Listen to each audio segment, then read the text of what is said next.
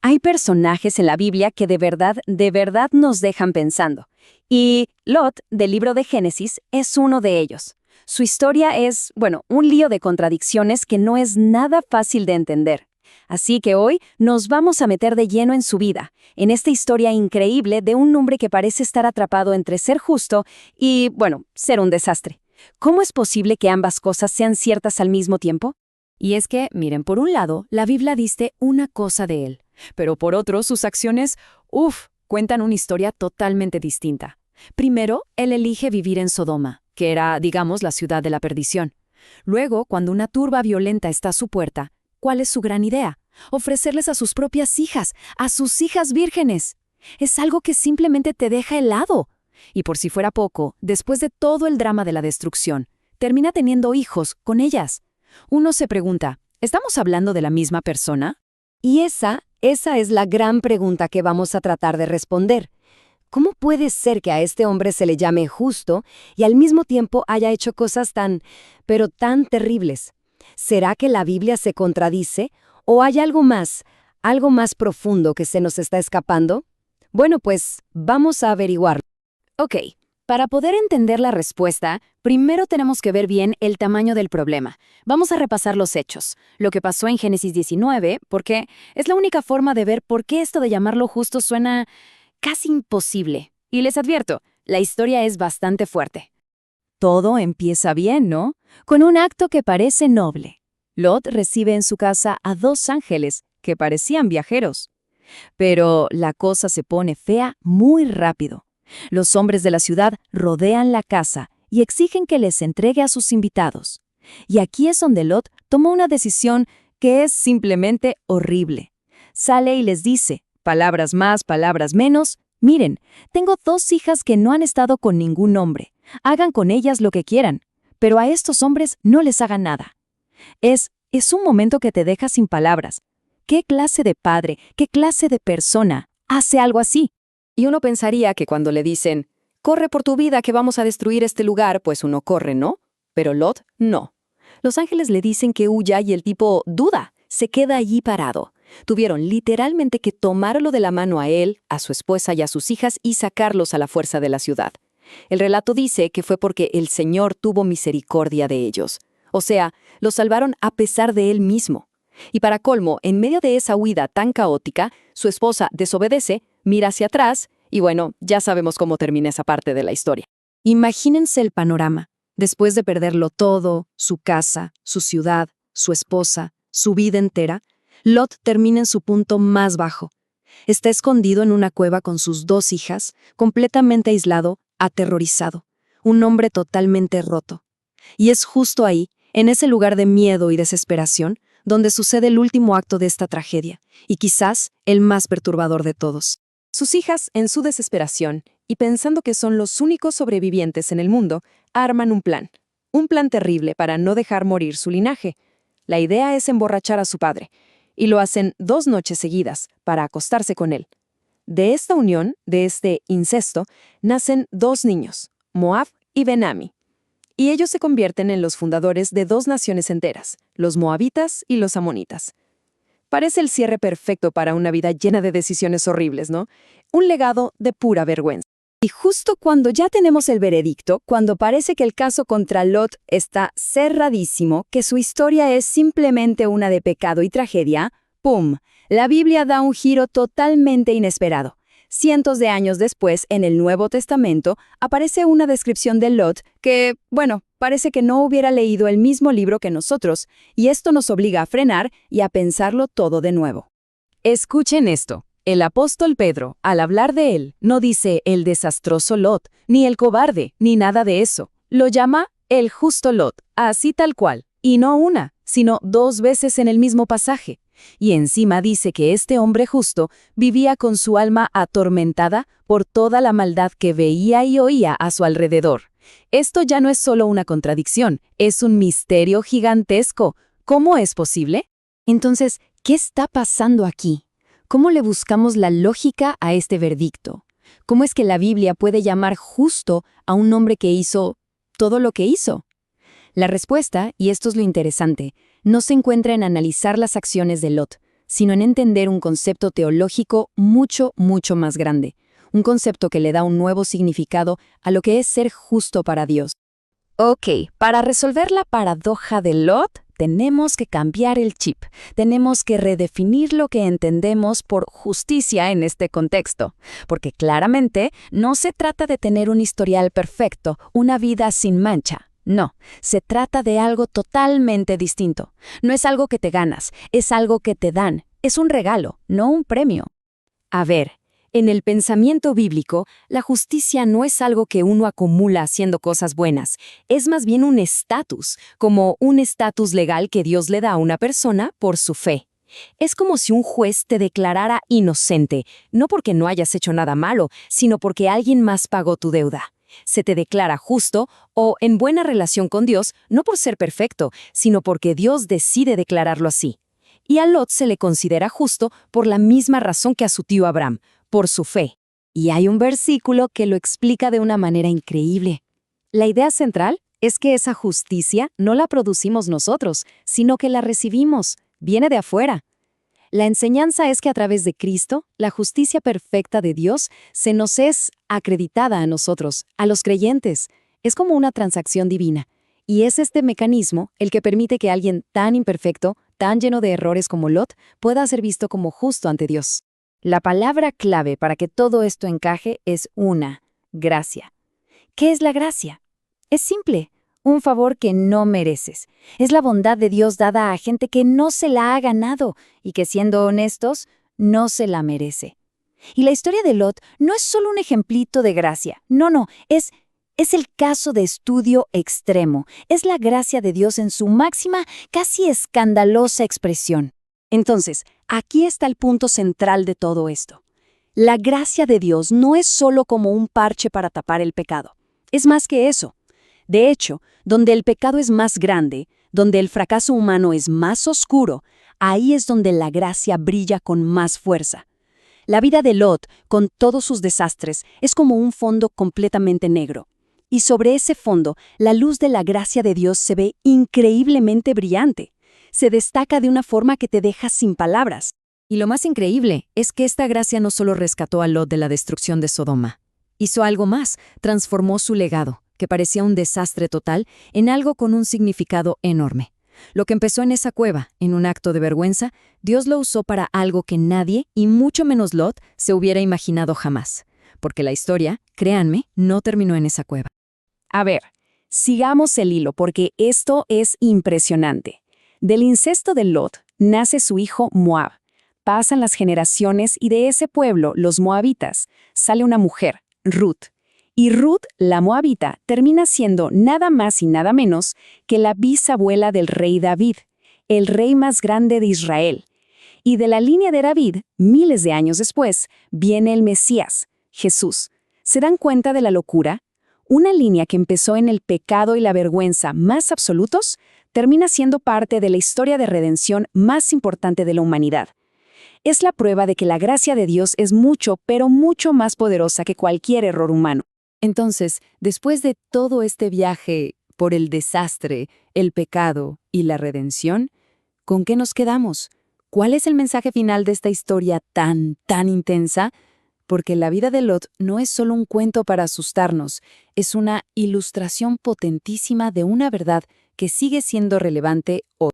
La gran idea es esta. No existe un fracaso humano tan grande que pueda escapar al alcance de la gracia de Dios. La historia de Lot es una prueba de que Dios puede agarrar las peores decisiones, los peores errores, los actos más vergonzosos y de alguna manera tejerlos en una historia de propósito y esperanza. Es un mensaje increíble de que el pasado no tiene la última palabra sobre el futuro. Y para cerrar, una última idea. Siglos más tarde, un descendiente de Lot, el rey David, después de cometer él mismo un error terrible, escribe esta oración. Es un ruego que no pide ser perfecto, sino ser renovado por Dios. Es como si la historia de su propio antepasado, Lot, resonara en sus palabras. Un recordatorio de que la verdadera esperanza no está en ser nosotros justos, sino en la gracia de Dios que nos hace justos. Al final, la historia de Lot nos deja con esto. No importa qué tan bajo se pueda caer, la gracia siempre puede llegar hasta ahí para levantar. Bienvenidos a esta exploración. Hoy nos enfrentamos a un material denso y muy provocador.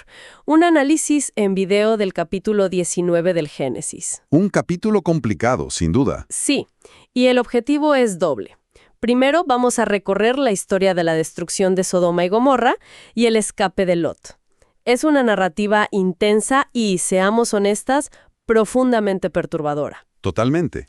Pero nuestro segundo objetivo, que es el verdadero centro de todo esto, es tratar de entender la interpretación teológica que ofrece la fuente a una paradoja casi imposible. ¿Qué es? ¿Cómo puede este personaje, Lot, un hombre que toma decisiones moralmente catastróficas, ser descrito en la tradición bíblica como un hombre justo? Exacto. La misión es descifrar no solo la historia, sino ese replanteamiento tan radical de lo que significa la justicia. Me parece perfecto. Es que es una historia de extremos absolutos. Por un lado, tiene su hospitalidad casi ceremonial, y al segundo siguiente, una violencia sexual brutal. Un juicio divino implacable, junto a una misericordia muy personal. Y en el centro, este hombre. Un hombre cuyas acciones son, en muchos casos, indefendibles, pero que es salvado de una manera, inesperada. Entonces, ¿qué es lo que propone el análisis del video?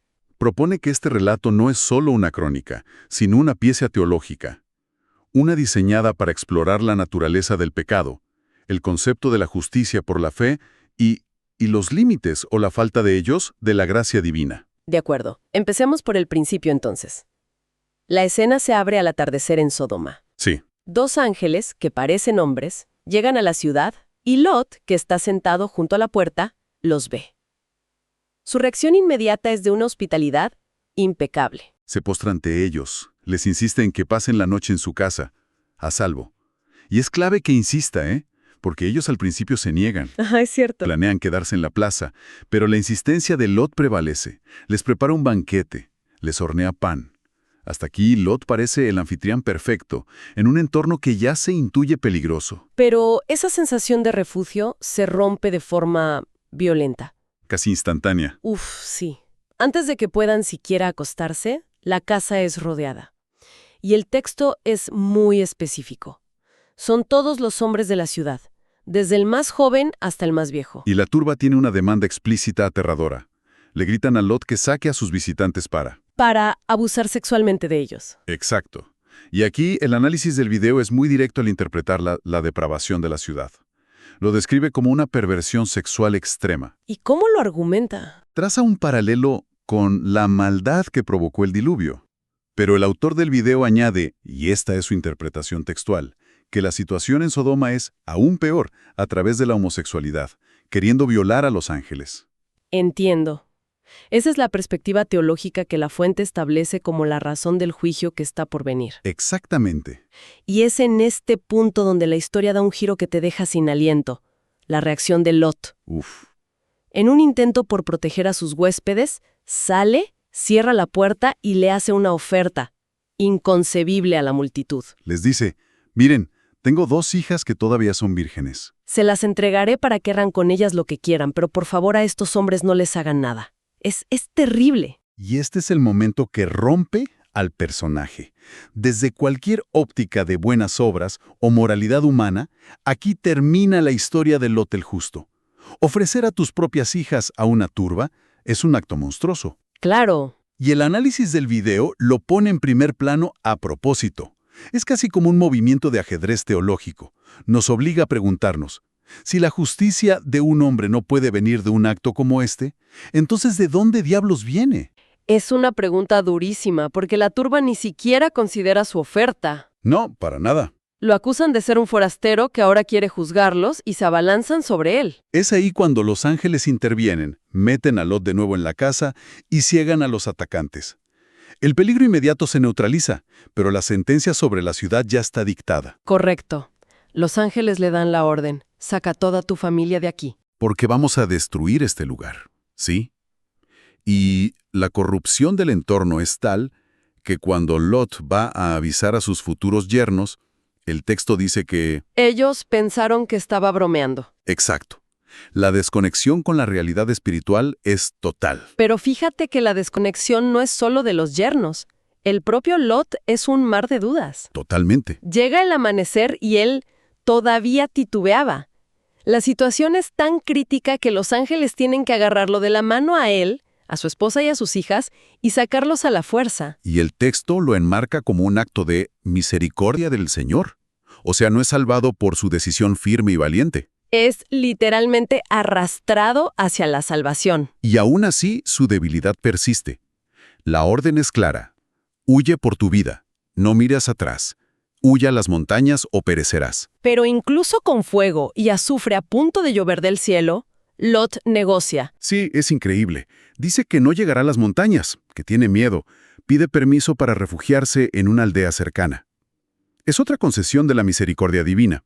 Una misericordia que se adapta a su miedo y a su falta de fe en ese momento. Sí, Y justo al llegar a esa aldea, Zoar, se desata la catástrofe. El Señor hizo llover del cielo fuego y azufre ardiente sobre Sodoma y Gomorra. la destrucción es total. Y en medio de la huida, ocurre esa escena icónica. La esposa de Lot desobedece la orden, mira hacia atrás y se convierte en una estatua de sal. Y el relato nos muestra que Abraham, a la distancia, ve el humo subir como el humo de un horno. Ah, sí. La fuente que analizamos añade aquí un detalle crucial del texto. Se nos dice que Dios se acordó de Abraham y por eso sacó a Lot de en medio de la catástrofe. O sea que la salvación de Lot está conectada no solo a la misericordia directa, sino a la intercesión de otro. Exacto. Su rescate es complejo, multifactorial y desde luego no se basa únicamente en sus propios méritos. Uno pensaría que después de escapar de una ciudad en llamas, la historia encontraría algo de paz. Pues no. El relato nos lleva a un lugar aún más sombrío. Tiempo después, Lot y sus dos hijas viven aislados en una cueva. Y la hija mayor, creyendo que no quedan más hombres en la tierra, idea un plan. Un plan terrible. En 2 noches consecutivas, emborrachan a su padre para tener relaciones con él. El texto subraya que Lot no supo cuándo ella se acostó ni cuándo se levantó. Es un acto de incesto del que él es víctima inconsciente, pero que ocurre como resultado de... De la situación a la que han llegado. Sí, y de esas uniones nacen Moab y Ben-Amí, los progenitores de 2 pueblos que serían enemigos históricos de Israel. Así que aquí tenemos el cuadro completo. Un hombre que elige vivir en una ciudad corrupta, que ofrece a sus hijas a una turba, que duda hasta el último segundo. Y cuya historia termina en un acto de incesto. Después de todo esto, la idea de llamarlo justo parece absurda. ¿Cómo es que la fuente siquiera intenta defender eso? Y esa es la clave. El análisis del video argumenta que la Biblia no lo defiende. Hace algo mucho más radical. ¿Qué hace? Cambia por completo el criterio de lo que significa ser justo. No se trata de evaluar las acciones de Lot en una balanza moral. Se trata de introducir, ¿qué? Otra cosa, una categoría teológica completamente diferente. El apóstol Pedro, siglos después, describe a Lot como un hombre recto que se sentía atormentado en su alma por la perversión que veía. La pregunta es, ¿cómo pueden coexistir ese tormento interior con sus acciones exteriores? Sale esa etiqueta de justo. La propuesta central de la fuente es que la justicia de Lot no es ganada, es atribuida. Atribuida. Sí. No viene de lo que él hizo, sino de su fe. Es un concepto que el análisis denomina justicia imputada. Para explicarlo, se apoya en pasajes del Nuevo Testamento que reinterpretan estas historias. Por ejemplo, Por ejemplo, 2 de Corintias 5:21 que dice, «Al que no conoció pecado, por nosotros lo hizo pecado, para que nosotros fuésemos hechos justicia de Dios en él». espera un momento. Esos versículos hablan de un sacrificio futuro que paga por los pecados de otros. La fuente está diciendo que Lot fue justificado por un evento que ocurriría miles de años después. Exacto. Esa es la idea central de esta teología de la gracia. Funciona fuera del tiempo lineal. A ver, explícame eso. Pensemos en ello como un concepto legal. La justicia es un estatus como tener un historial de crédito perfecto. El análisis argumenta que Lot no lo ganó con sus acciones. De hecho, sus gastos morales estaban por los suelos, Claro. sino que ese estatus le fue transferido a su cuenta por su fe en la promesa de Dios, la misma fe de su tío Abraham. Lot es presentado como el arquetipo del creyente imperfecto. Aquel que conoce a Dios pero se desvía. En su caso, por El afán de las riquezas. Y toma decisiones terribles. Y la fuente usa una expresión muy potente para describirlo. ¿Cuál? Dice que Lot es candil de la calle y oscuridad de su casa. Uf, qué fuerte. O sea, proyecta una imagen de rectitud y hospitalidad hacia afuera, con los ángeles. Pero en la intimidad de su hogar, sus decisiones son catastróficas para su propia familia. Ofrece a sus hijas, pierde a su esposa y acaba en una cueva con las 2 que le quedan. Es la imagen perfecta de una fe que no se traduce en sabiduría personal, ¿no? Para nada. Entiendo el concepto, pero es una idea difícil de aceptar. La misericordia divina que describe la fuente parece casi indiferente a la moralidad de las acciones de Lot. Suena a una justificación demasiado fácil. Sí, casi una carta blanca para el desastre. Bueno, el análisis anticipa esa objeción, y la respuesta nos lleva a la segunda gran idea que presenta. La pregunta es, ¿por qué tiene Dios misericordia de gente así? ¿Y qué responde? Primero cita al apóstol Pablo en Romanos 5, donde el pecado abundó, sobreabundó la gracia. Es una fórmula casi matemática. A mayor desastre, mayor gracia necesaria para cubrirlo. Ok. Pero luego, el autor del video da una explicación mucho más cruda y directa. A ver. Se pregunta cómo puede Dios tener misericordia de gente así y responde, y cito, porque no le queda de otra. Somos lo único que tiene. ¡Wow! Eso es. Es una afirmación que desarma porque humaniza la relación.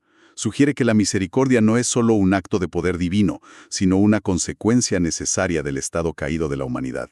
O sea que la justificación es un regalo. Una bondad que no merecemos. Que se recibe por la fe, no por el rendimiento. Y el argumento del video llega a su clímax con lo que parece una ironía cósmica. Totalmente. Porque la prueba definitiva de esta gracia que sobreabunda, según esta interpretación, es que del linaje de Lot, Nacido de ese acto de incesto en la cueva, a través de su descendiente moabita, Ruth, eventualmente descienden el rey David y finalmente la figura del Mesías. es la idea de que la gracia divina es tan poderosa que puede trazar la línea de la salvación a través de los actos más oscuros de la humanidad. No a pesar del desastre de Lot, sino precisamente a través de él. Es una visión radical. Por un lado, es increíblemente esperanzadora, sobre todo para quien siente que ha fallado. Por otro, es un poco inquietante. Sí, porque parece desconectar casi por completo la fe de la conducta, ¿no? Exacto. El mensaje final es que incluso si alguien ha arruinado su vida, ha perdido a su familia como Lot, todavía hay esperanza. Es un mensaje de redención sin condiciones previas, más allá de la fe. Y el análisis del video concluye invitando a la audiencia a orar con el Salmo 51. No es una elección casual. Ese salmo es una oración de arrepentimiento atribuido al rey David. Escrita después de sus propios pecados de adulterio y asesinato. Tales. Exactamente. David, como Lot, es otro ejemplo de este paradigma. Un hombre conforme al corazón de Dios que, sin embargo, comete actos terribles. El hilo conductor es el mismo, La justicia no se basa en la impecabilidad de la persona. sino en la gracia que recibe. Entonces, al final de este recorrido, ¿qué nos queda? Hemos pasado por una de las historias más crudas de la Biblia. Un relato de juicio, fragilidad humana. Y decisiones que nos hacen sentir profundamente incómodas. Sin duda. Es un texto que desafía cualquier visión simplista de la moralidad. Pero el análisis del video nos obliga a no quedarnos en la superficie.